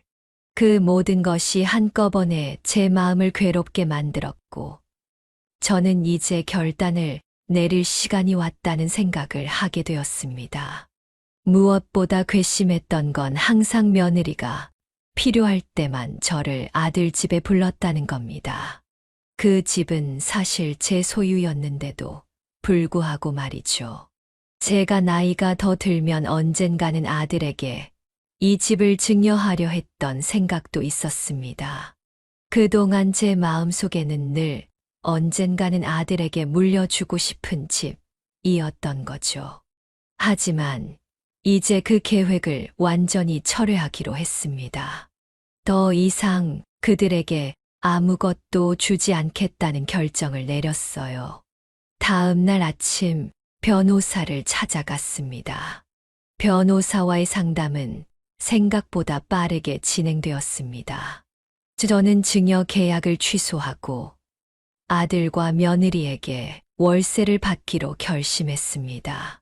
그리고 이 결정을 내리는 순간 제 안에서 무엇인가가 변하는 것 같았습니다. 더 이상 아들과 며느리에게 바보처럼 의지하지 않겠다는 강한 의지가 생겼고, 그들과 거리를 두고 나를 위한 독립적인 삶을 살아가겠다고 마음을 먹었죠. 저는 제 결심을 전하려고 아들에게 바로 전화를 걸었습니다. 이미 마음을 굳힌 상태였기 때문에 전혀 망설임 없이 말할 수 있었습니다. 아들, 이제 너희에게 내 집을 더 이상 공짜로 빌려줄 수 없어. 증여도 없던 걸로 하고 앞으로 꼬박꼬박 월세 받을 생각이니 그렇게 알고 있어. 엄마! 갑자기 그게 무슨 말씀이세요? 왜 그런 결정을 내리신 건데요? 아들의 당황한 목소리에서 아들이 얼마나 큰 충격을 받았는지 느낄 수 있었습니다. 하지만 저는 아들에게 딱히 동정심을 느낄 수 없었습니다. 그동안 아들이 저한테 한 행동과 저를 어떻게 대했는지가 제 마음속에서 너무나도 선명하게 떠올랐기 때문이죠. 그동안 내가 얼마나 무시당했는지 내가 알고나 있니? 이제 나는 너희에게 아무것도 해주지 않을 거야. 그동안 엄마를 어떻게 대했는지 곰곰이 돌이켜 생각해 보렴. 아들은 한참을 말없이 잠잠했습니다. 한참 동안 침묵이 이어지더니 아들이 겨우 말을 꺼냈습니다. 엄마 생각해보니 저희가 그동안 너무 무심했던 것 같아요. 일부러 그러려고 했던 건 절대 아니고요. 정말 미안해요. 다시 한 번만 생각해 주세요. 하지만 그 말은 저에게 어떤 위로도 되지 않았고 전혀 와닿지 않았습니다. 아들이 진심으로 후회하고 있다는 느낌은 들지 않았고 그저 위기를 벗어나기 위해 진심이 안 실린 죄송하다는 말만 할 뿐이라는 생각이 들었거든요. 지금 와서 미안하다고 했어. 뭐가 달라지겠니? 그 말을 끝으로 전화를 끊었습니다.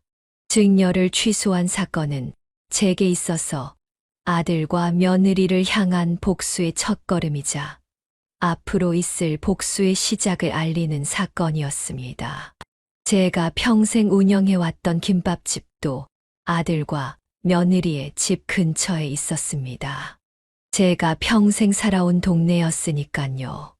그래서 그동안 이곳에서 오랫동안 단골이었던 분들은 제 아들과 며느리의 존재를 잘 알고 있었죠. 사실 아들의 이름을 모르는 분들이 거의 없을 정도였습니다. 이 아파트에서 오래 거주하신 분들은 거의 다 알고 있었으니까요. 어느 날 단골 손님들 중 한 분이 제게 물었습니다. 요즘 아드님은 결혼하고 어떻게 지내세요? 단골 손님들의 관심은 언제나 아들과 며느리에게 쏠렸습니다. 아들이 어렸을 때부터 봐왔던 분들이었고, 아들의 취업 소식, 결혼 소식도 모두 알고 있었거든요. 아이고, 우리 아들은 이제 결혼하고 나서는 제게 소식도 없어요. 몇 년 전 명절에 왜 찾아오지 않냐고 물었더니 아니, 글쎄. 답답하면 엄마가 여기로 오세요. 집도 가까운데 엄마가 좀 오면 안 돼요? 라고 하더라고요. 그런 말을 듣고 제가 마음이 정말 많이 상했어요. 단골 손님은 고개를 끄덕이며 걱정스러운 표정을 지었습니다. 아이고, 그럼 안 되지. 자식들이 부모님한테 잘해야지. 그런 말을 하는 게 말이 되나 참. 아들의 소식을 묻는 단골분들께 제가 아들과 며느리에게 당했던 일들을 빠짐없이 얘기했어요. 소문이 얼마나 무서운지 아파트 주민들 사이에 빠르게 퍼지게 되었습니다. 최 씨 할머니 집에 아들이 엄마를 사람 취급도 안 한다더라. 결혼하고 나서 며느리 편만 들고 엄마를 나 몰라라 한다던데. 등의 소문은 어느새 아파트 주민들 사이에서 모르는 사람들이 없을 정도로 쫙 퍼졌죠. 특히 그 소문은 아들의 친구들 사이에서도 돌았어요. 아들의 친구들이 김밥집에 올 때마다 최근에 소문을 들었는데 어머님이랑 민호 사이에 도대체 무슨 일이 일어났던 건지 묻곤 했죠. 그때마다 나는 그들의 입에 오를 이야기를 흘리기 시작했습니다.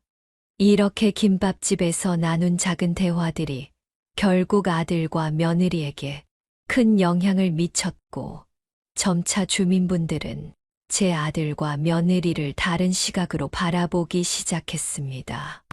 저는 그저 내 가슴 속에서 끓어오르는 억울함과 분노를 말로, 그리고 대화로 풀어냈을 뿐이었습니다.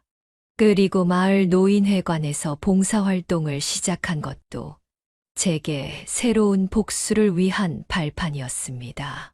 처음에는 그냥 무료한 시간을 보내기 위해서였고, 다소 심심함을 달래려는 마음이었죠. 하지만 시간이 지나면서 그곳은 제게 단순히 봉사하는 공간을 넘어 아들과 며느리에게 복수를 완성해 나가는 무대가 되어버렸습니다. 봉사활동이라는 명목 아래 제 속에 쌓인 분노와 아픔을 조금씩 풀어놓을 수 있었던 것입니다. 봉사활동을 처음 시작할 때 저는 다른 봉사자들처럼 어르신들에게 음식을 제공하고 말없이 일을 하곤 했습니다. 그저 그들의 얼굴을 보고 있자니 제 마음도 조금은 편안해지는 것 같았습니다. 그러나 시간이 흐를수록 저는 점차 그들에게 제 아들과 며느리의 이야기를 의도적으로 흘리기 시작했어요. 우리 아들이 요즘 좀 바쁘다고 연락도 잘 안 해요. 이런 말은 처음에는 아주 가볍게 던지곤 했죠. 그러면 어르신들은 자식이라면서 부모한테 그렇게 하면 되나? 결혼하고 나서 부모님한테 연락도 안 한다니? 라며 고개를 절레절레 흔들었습니다. 어느 날 봉사활동이 끝난 후 한 어르신이 저를 부르더니 이렇게 말했습니다.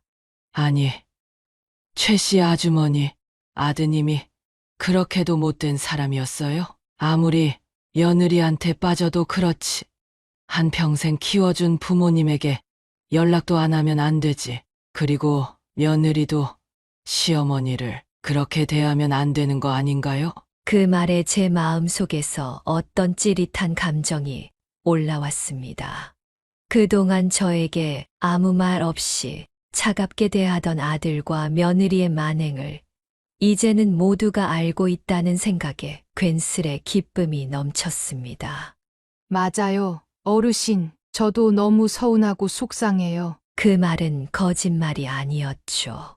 하지만 그 말 뒤로 제 속에서는 그들이 겪게 될 부끄러움에 대한 기대감이 커져갔습니다. 그 후 매번 봉사활동을 마칠 때마다 저는 다른 어르신들에게도 조금씩 제 이야기를 이어갔습니다. 며느리가 그런 식으로 대해도 되나요? 언제나 필요할 때만 저를 불러서 도와달라고 하고 그 외에는 완전히 무시해요. 어르신들은 매번 그 말을 들을 때마다 저를 위로해 주었고, 아들과 며느리를 향한 소문은 점차 아파트 주민들 사이로 더욱 퍼져나가기 시작했죠. 최 씨 아주머니 있잖아. 그 집 며느리가 그렇게 나쁜 행동을 한다네. 최 씨 아주머니네 아들은 왜 그렇게 엄마를 무시할까? 결혼하고 나서 연락도 없고 며느리 편만 들고 말이야. 저런 아들, 저런 며느리라면 차라리 없는 게 낫지 않겠어? 소문은 그렇게 주민들 사이에 퍼졌고, 그 소문이 아들과 며느리에게도 닿았을 거란 생각했습니다.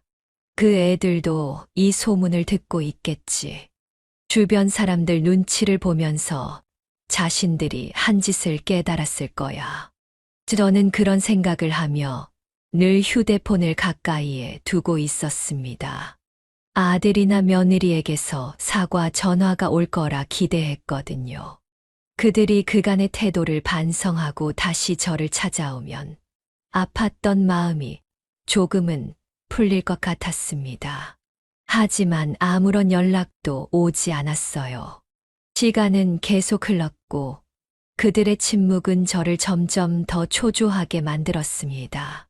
소문이 닿지 않았을 리 없는데 왜 아무런 반응이 없는 걸까? 제가 너무 큰 기대를 한 걸까요? 아니면 그 애들이 정말로 아무렇지 않게 넘어가고 있는 걸까요? 그런 기대가 산산조각이 나는 사건이 발생했습니다. 김밥집의 손님이 하나둘 떠난 한산한 오후였습니다. 가게 문이 열리며 단골 손님인 박씨 아주머니가 들어왔습니다. 평소와 달리 얼굴에 무거운 표정이 서려 있어 저는 무슨 일이 있나 싶어 살짝 긴장했습니다. 아이고, 박씨 아주머니 어서 오세요. 저는 밝은 목소리로 인사를 건넸습니다. 박씨 아주머니는 한숨을 내쉬며 카운터로 다가왔습니다. 최 씨 아주머니, 잠깐 이야기 좀 나눌 수 있을까요? 네, 물론이죠. 무슨 일 있으세요? 박씨 아주머니는 가게 안을 한번 둘러보며 사람 없는 것을 확인한 뒤 작은 목소리로 말을 꺼냈습니다. 사실 제가 어제 길 가다가 아주머니 아드님을 우연히 만났거든요. 그 말을 듣는 순간 저는 약간의 기대와 함께 궁금함이 일었습니다. 민호랑 마주쳤다고? 뭐라고 했을까? 생각이 꼬리를 물었습니다. 우리 민호를요. 그래요? 어디서요? 어제 아파트 상가 근처에서요. 제가 그냥 반갑게 인사를 하고 몇 마디 나눴어요. 근데 아주머니, 말씀드리기 좀 조심스러운데. 박씨 아주머니가 머뭇거리는 모습에 저는 속이 바짝 타들어갔습니다. 뭐든 말씀하세요. 괜찮아요. 제가 알아야 할 일이면 꼭 들어야죠. 제가 그랬거든요. 요즘 어머니께 잘못을 했다던 소문이 좀 돌던데 아드님이 신경 좀 써야 하지 않겠냐고요. 그런데 박씨 아주머니가 말을 멈췄습니다. 그래서 우리 민호가 뭐라고 했는데요? 저는 초조한 마음에 박씨 아주머니를 재촉했습니다. 아드님이 그게 어머니께서 소문을 일부러 내셨다고 하더라고요. 자기 입장을 곤란하게 하려고 일부러 그러신 거라고. 그리고 어머니가 원래 좀 까다롭고 주변 사람들하고도 잘 안 맞는다고 했어요. 그러면서 어머니 문제라고. 박씨 아주머니의 목소리가 점점 낮아졌습니다. 그 말을 듣는 순간 제 귀에는 웅웅 소리가 울리는 듯 했습니다. 민호가 그렇게 말했다고? 반성이라도 하고 있는 줄 알았더니 여전히 내 잘못이라 생각한단 말이지. 저는 손끝이 떨리는 걸 느끼며 간신히 말을 이었습니다. 맞아요. 그 소문. 제가 낸 게 맞아요. 하지만 이유 없이 그런 소문을 낸 게 아니었어요. 제가 겪은 억울한 일들, 그저 누구라도 알아줬으면 해서 말한 거였고, 아들과 며느리가 반성하길 바랬어요. 그게 왜 이렇게 돌아오는지 모르겠네요. 아주머니 마음 충분히 이해해요. 하지만 아드님은 그렇게 생각 안 하시는 것 같아서 제가 이런 말씀 드리는 게 맞나 싶었지만 그냥 아셔야 할 것 같아서요. 박씨 아주머니가 돌아간 뒤 저는 아무 말도 하지 못하고 한참 동안 멍하니 서 있었습니다. 아들과 며느리가 반성을 하고 다시 용서를 구하면 너그럽게 받아주리라 생각하고 있었지만 그런 기대는 모두 물거품이 되고 말았죠. 그때 제 머릿속에 번쩍 떠오른 생각이 있었습니다. 아들에게 한번 제대로 보여줘야겠다 싶었죠. 다음 날 저는 김밥을 싸들고 아들의 회사로 향했습니다. 아들 회사는 꽤 큰 규모였고 직원들이 많았습니다. 아들의 얼굴을 보고 싶었지만 때마침 출장 중이라 자리에 없다고 하더군요. 저는 회사의 사무실에 들어가 직원들이 앉아 있는 자리로 곧장 향했습니다. 사람들의 시선이 저에게 쏠렸고 나는 아무렇지 않게 김밥을 하나씩 나누어 주며 말했습니다. 여러분, 민호네 엄마예요. 민호네 회사 동료분들에게 점심을 대접하고 싶어서요. 그래서 여기 따뜻한 국이랑 김밥을 싸왔어요. 아들이 저를 무시하고 만나주지 않아서 이렇게 김밥이라도 싸서 왔습니다. 직원들은 놀란 표정으로 저를 바라보았습니다. 그들이 얼마나 놀랐을지는 뻔히 알 수 있었습니다. 아들 회사에서 이런 일이 벌어졌다는 사실이 직원들 사이에 퍼지면 아들에겐 커다란 충격이 될 테니까요. 저는 김밥을 돌리며 그 쪽지를 하나씩 김밥 포장지에 끼워 넣었습니다. 쪽지에는 이렇게 적혀 있었습니다. 늙은 엄마를 무시하고 만나주지도 않아서 김밥이라도 싸서 아들 회사에 찾아왔습니다. 그 쪽지를 읽은 직원들의 표정은 그야말로 충격 그 자체였습니다.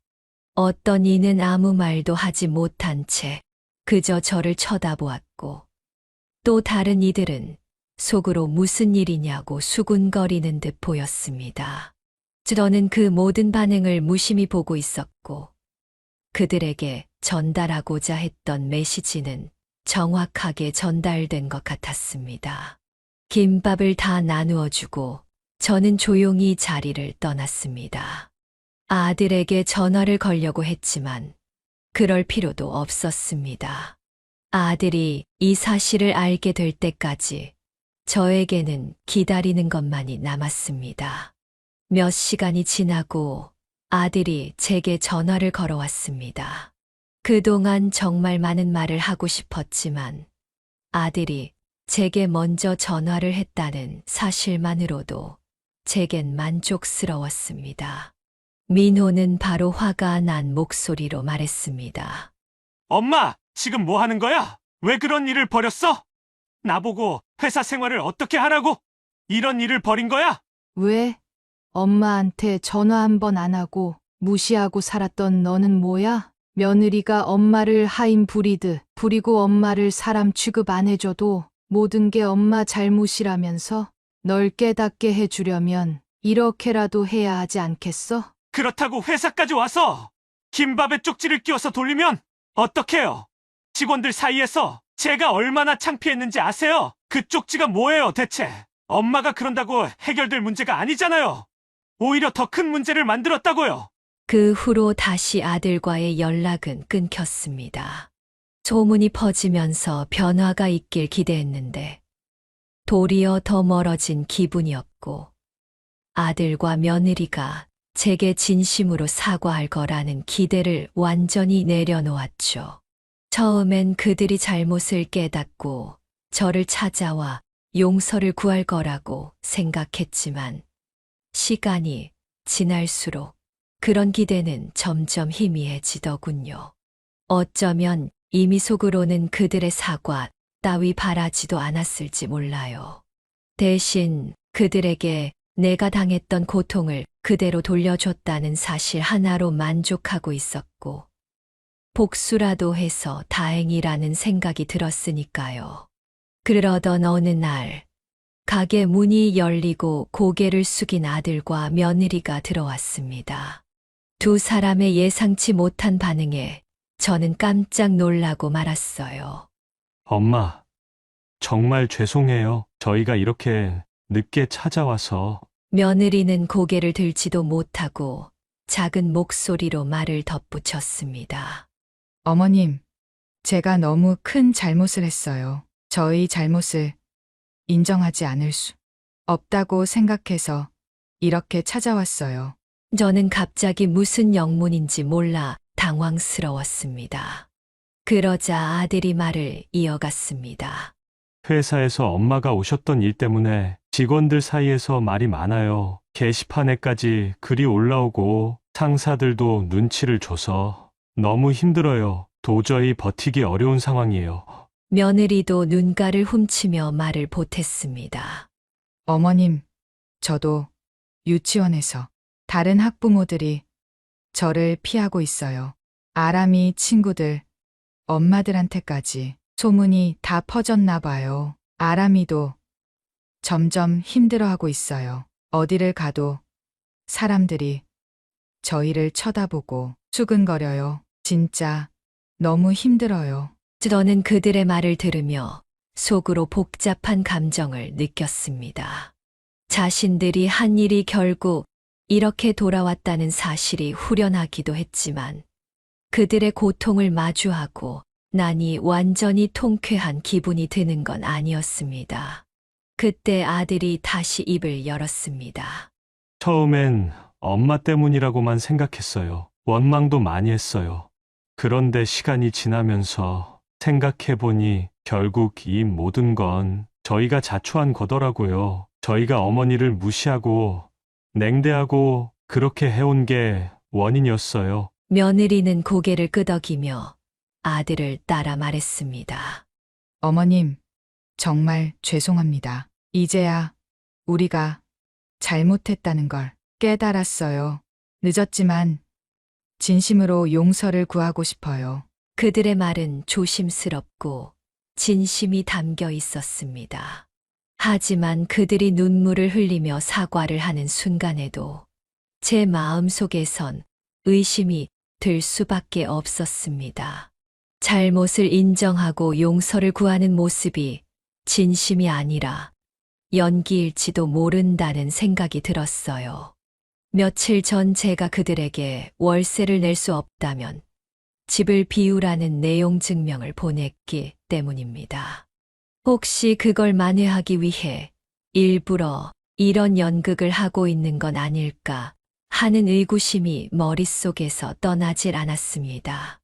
갑자기 찾아와 이렇게 무릎까지 꿇고 용서를 비는 게 정말 진심일까? 아니면 자기들이 곤란한 상황을 벗어나려는 계산적인 행동일까? 그동안 겪어온 일들이 제 의심을 더 부채질했습니다. 며느리의 말 한마디, 아들의 행동 하나까지도 저는 의도적으로 해석하게 되었죠. 고개를 숙이고 흐느끼던 며느리의 모습조차 순간적으로 진짜처럼 보이지 않았어요. 오히려 이렇게까지 하면 용서를 받아낼 수 있겠지 하는 계산이 깔려 있는 게 아닐까 싶더군요. 사람이 하루아침에 저렇게 달라질 수 있을까? 저들이 정말로 뉘우치고 있는 걸까? 그래도 제가 아들과 며느리의 사과를 완전히 무시할 수는 없었습니다. 그들이 어떤 의도로 왔든 간에 제 앞에서 무릎을 꿇고 눈물까지 흘렸으니까요. 차마 그 순간 저도 마음이 완전히 다치지는 않았던 겁니다. 알겠어. 일단 사과를 받아줄게. 하지만 저는 일부러 말을 잠시 멈췄습니다. 그들이 고개를 들고 제 표정을 살피는 게 보였죠.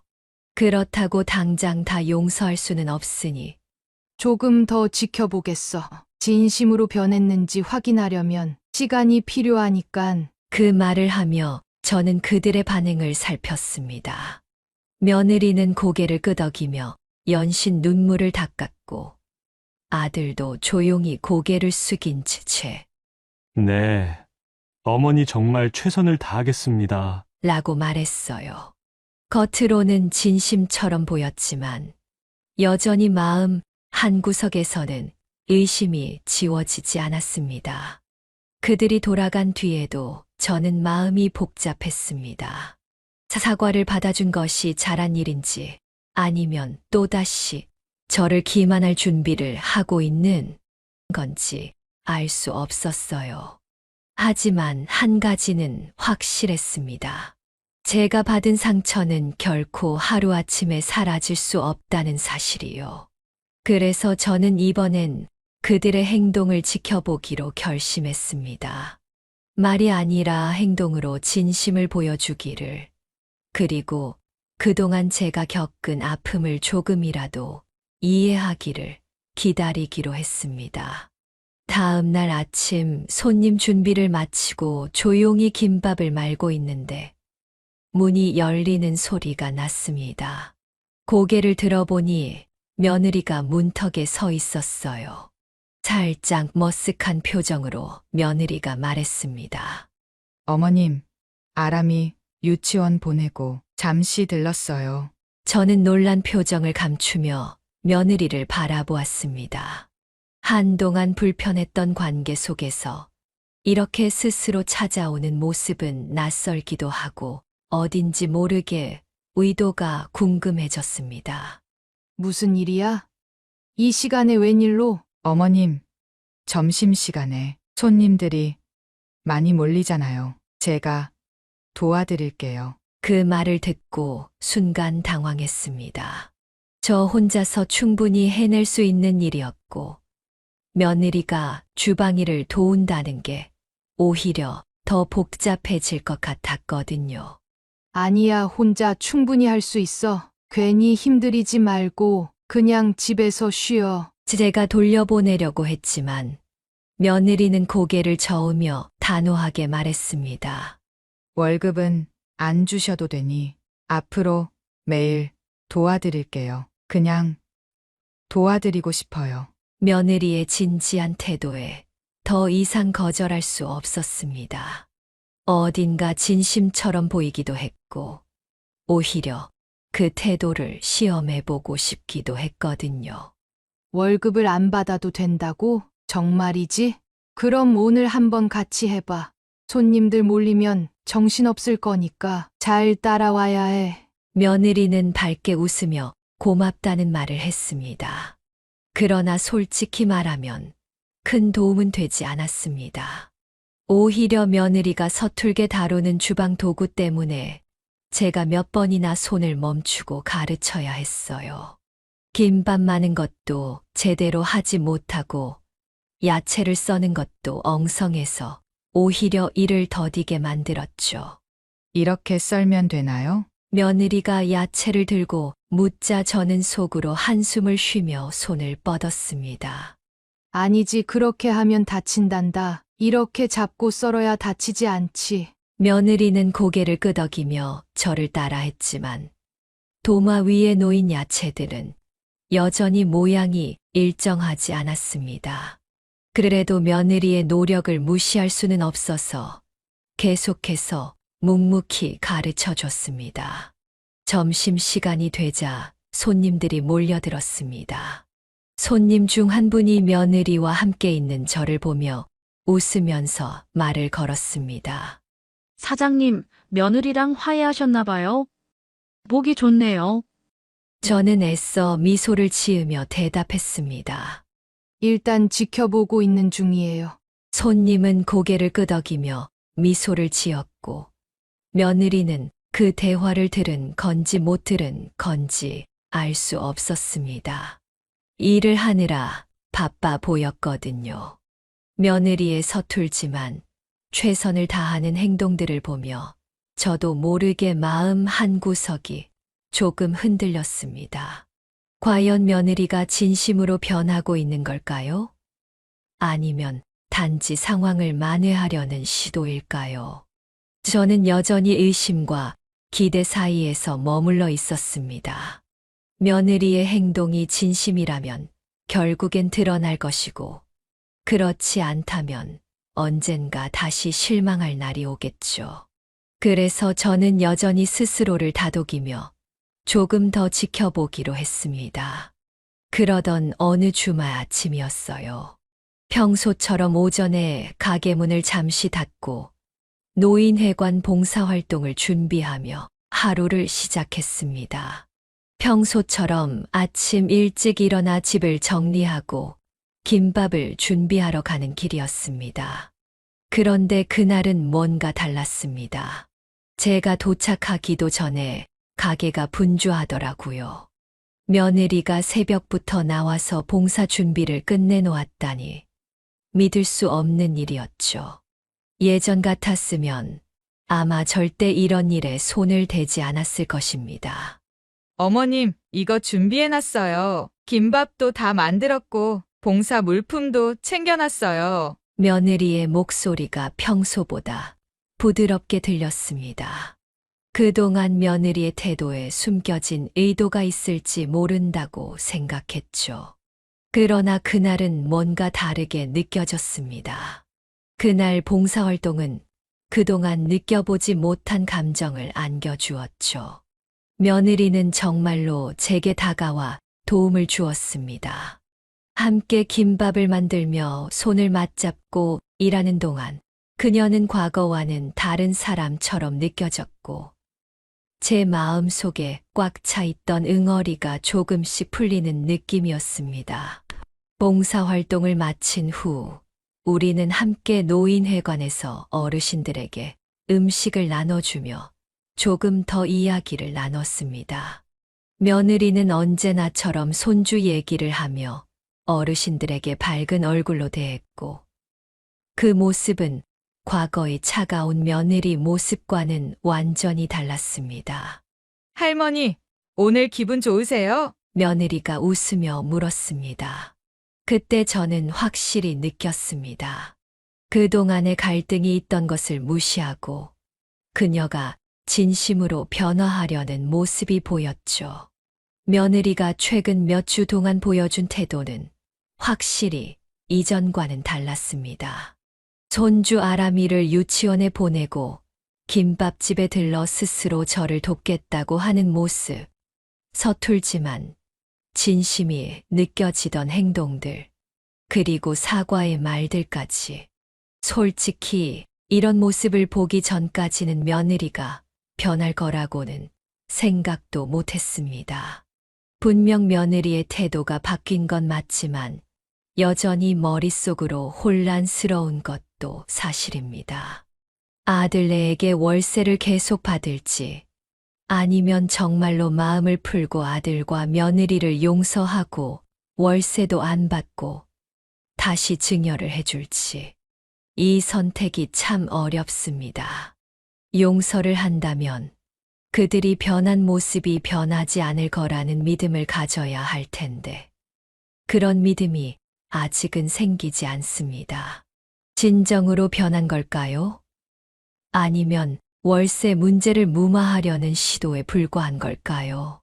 이 사연을 듣는 여러분들이 제 입장이라면 어떻게 하시겠어요? 이 상황에서 정말로 마음을 열어주는 게 맞을까요? 아니면 조금 더 지켜보면서 월세를 받으며 신중하게 판단하는 게 맞을까요? 여러분의 생각을 댓글로 남겨주시면 제가 결정을 내리는데 꼭 참고하도록 하겠습니다. 그리고 기회가 된다면 인생 이야기 이 채널의 다른 영상들을 통해 댓글을 남겨서 저와 제 아들 며느리와의 관계가 어떻게 유지되고 있는지 소식도 들려드릴게요. 항상 건강관리 잘 하시고 감기 유의하세요. 지금까지 제 사연을 들어주셔서 감사합니다. 지금까지 최씨 할머니의 사연을 들어주셔서 감사합니다. 아직 구독과 좋아요 안 누르신 분들이 계시다면 한 번만 부탁드리겠습니다. 정말 큰 힘이 되거든요. 저는 더 재밌고 흥미진진한 영상으로 여러분들을 또 찾아뵙겠습니다. 감사합니다.